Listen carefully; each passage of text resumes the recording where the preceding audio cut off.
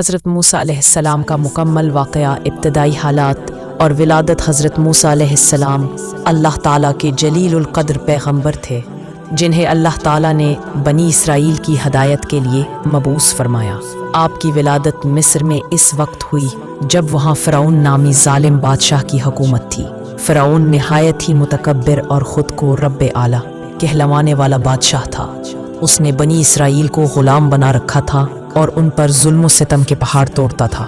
فرعون نے خواب دیکھا کہ بنی اسرائیل میں ایک بچہ پیدا ہوگا جو اس کی سلطنت کو ختم کر دے گا۔ اس خواب کی تعبیر جان کر اس نے حکم دیا کہ بنی اسرائیل کے ہر نومولود لڑکے کو قتل کر دیا جائے، جبکہ لڑکیوں کو زندہ رکھا جائے۔ اسی خوفناک ماحول میں حضرت موسیٰ علیہ السلام پیدا ہوئے۔ صندوق میں ڈال کر دریا میں بہانا۔ جب حضرت موسیٰ علیہ السلام پیدا ہوئے تو ان کی والدہ نہایت خوفزدہ تھیں۔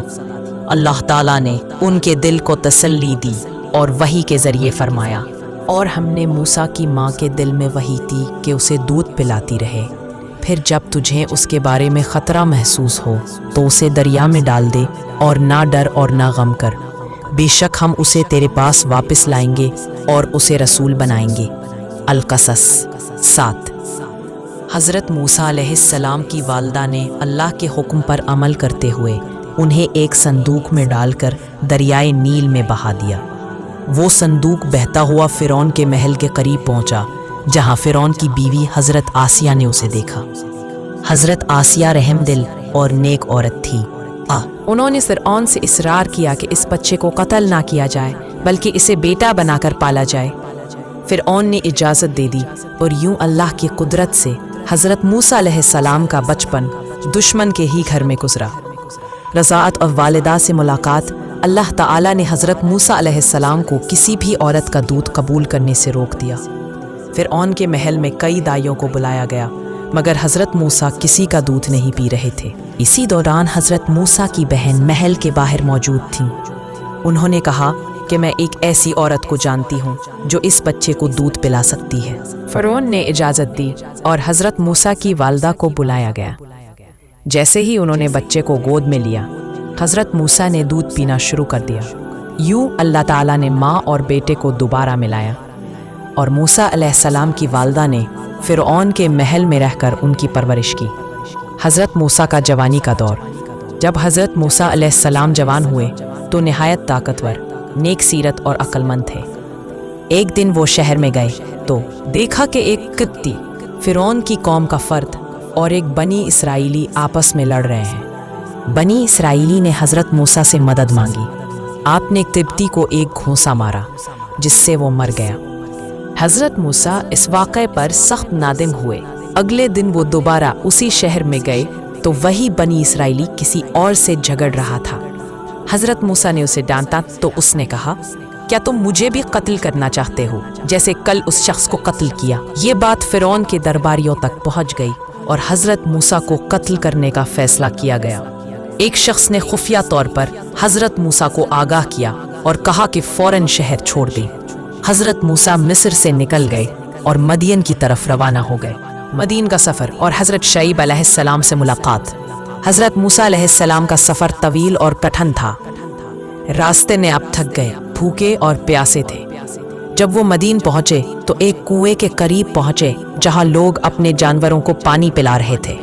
وہاں دو عورتیں اپنے جانوروں کو پیچھے روکے کھڑی تھیں۔ حضرت موسیٰ نے ان سے پوچھا کہ تم کیوں نہیں پانی پلا رہی؟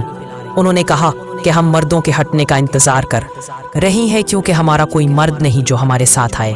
حضرت موسیٰ نے ان کے جانوروں کو پانی پلایا اور ایک سایہ دار درخت کے نیچے بیٹھ کر اللہ سے دعا کی، اے میرے رب، جو بھی بھلائی تو میری طرف نازل کرے میں اس کا محتاج ہوں۔ القصص 24۔ جلد ہی ان میں سے ایک لڑکی اپنے والد کے کہنے پر حضرت موسیٰ کو بلانے آئی۔ حضرت موسیٰ ان کے والد حضرت شعیب علیہ السلام کے پاس پہنچے۔ حضرت شعیب نے ان سے سارا حال سنا اور انہیں پناہ دی۔ بعد میں حضرت شعیب نے اپنی ایک بیٹی کی شادی حضرت موسیٰ سے کر دی اور حضرت موسیٰ نے 8 یا 10 سال ان کی خدمت کی۔ واپسی مصر اور نبوت کا اعلان۔ جب حضرت موسیٰ علیہ السلام نے اپنی مدت پوری کر لی تو وہ اپنی اہلیہ کے ساتھ مصر کی طرف روانہ ہوئے۔ راستے میں کوہ طور کے مقام پر انہوں نے ایک آگ دیکھی۔ وہ اس آگ کے پاس پہنچے تاکہ کوئی خبر یا روشنی حاصل کر سکیں۔ وہاں اللہ تعالیٰ نے حضرت موسیٰ سے کلام فرمایا، اے موسیٰ، میں ہی تمہارا رب ہوں، اپنے جوتے اتار دو، تم وادی مقدس پہ ہو۔ طٰہٰ 12۔ اسی مقام پر حضرت موسیٰ کو نبوت عطا کی گئی اور اللہ تعالیٰ نے انہیں فرعون کے پاس جا کر دعوت توحید دینے کا حکم دیا۔ حضرت ہارون علیہ السلام کی شرافت۔ حضرت موسیٰ نے اللہ تعالیٰ سے دعا کی کہ ان کے بھائی حضرت ہارون کو بھی ساتھ نبی بنایا جائے، کیونکہ وہ زیادہ فصیح اللسان تھے۔ اللہ تعالیٰ نے ان کی دعا قبول فرمائی اور حضرت ہارون کو بھی نبی بنایا گیا۔ فرعون کے دربار میں دعوت حضرت موسیٰ اور حضرت ہارون دونوں فرعون کے دربار میں گئے اور اسے توحید کی دعوت دی۔ فرعون نے ان کی بات ماننے سے انکار کیا اور مذاق اڑایا۔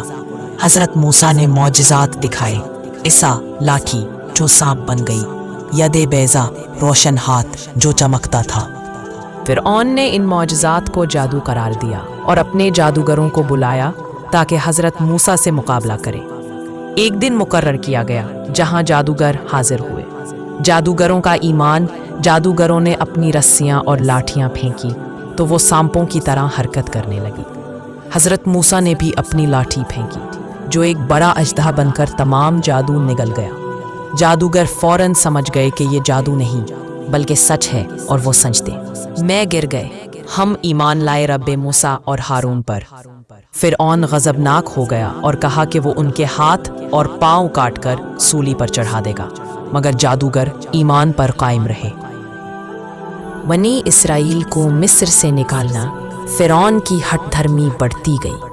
حضرت موسیٰ نے کئی معجزات دکھائے، خون، مینڈک، جوئیں، ٹڈیا، پانی کا خون بن جانا وغیرہ، مگر فرعون ایمان نہ لایا۔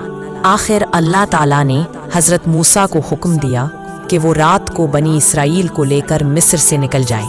فرعون نے ان کا پیچھا کیا۔ جب حضرت موسیٰ اور بنی اسرائیل سمندر کے کنارے پہنچے تو پیچھے فرعون کا لشکر اور آگے سمندر تھا۔ بنی اسرائیل گھبرا گئے، مگر حضرت موسیٰ نے فرمایا، ہرگز نہیں، میرے ساتھ میرا رب ہے، وہ ضرور راستہ نکالے گا۔ الشعراء 62۔ اللہ تعالیٰ نے حضرت موسیٰ کو حکم دیا کہ اپنی لاٹھی سمندر پر مارے۔ سمندر میں 12 راستے بن گئے اور بنی اسرائیل اس میں سے گزر گئے۔ جب فرعون اور اس کا لشکر ان کے پیچھے آیا تو پانی دوبارہ مل گیا اور وہ سب غرق ہو گئے۔ کوہ طور پر اللہ سے ہم کلامی حضرت موسیٰ جب اپنے لوگوں کو لے کر نکلے تو اللہ تعالیٰ نے انہیں کوہ طور پر بلایا جہاں انہوں نے اللہ سے کلام کیا۔ یہ شرف کسی اور نبی کو حاصل نہیں ہوا کہ وہ اللہ سے براہ راست ہم کلام ہو۔ اسی دوران بنی اسرائیل نے گوسالہ بچڑا کی عبادت شروع کر دی۔ حضرت موسیٰ واپس آئے تو سخت ناراض ہوئے اور گوسالہ پجاریوں کو سزا دی۔ حضرت موسیٰ علیہ السلام نے ساری عمر اللہ کے دین کی تبلیغ میں گزار دی، بنی اسرائیل کی رہنمائی کی، ان کے گناہوں پر تنبیہ کی اور اللہ کی کتاب تورات کو پہنچایا۔ آخرکار آپ نے اللہ تعالیٰ سے ملاقات کی دعا کی اور اللہ نے آپ کی روح قبض فرما لی۔ نتیجہ حضرت موسیٰ علیہ السلام کی زندگی ہمیں صبر، توکل، اللہ پر بھروسہ، ظلم کے خلاف آواز بلند کرنے اور حق پر قائم رہنے کا سبق دیتی ہے۔